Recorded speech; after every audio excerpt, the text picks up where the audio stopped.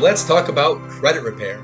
As you can imagine, your credit score is crucial when it comes to buying a house. It will impact whether or not you qualify, the type of loan you qualify for, and it can also impact your interest rate and closing fees.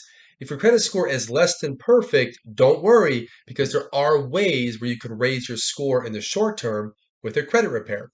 You can oftentimes do a short-term credit repair and raise your score anywhere from 10 to 50 points, sometimes more. Now, this isn't true for everyone, but depending on your current credit situation, you could raise your score pretty quickly.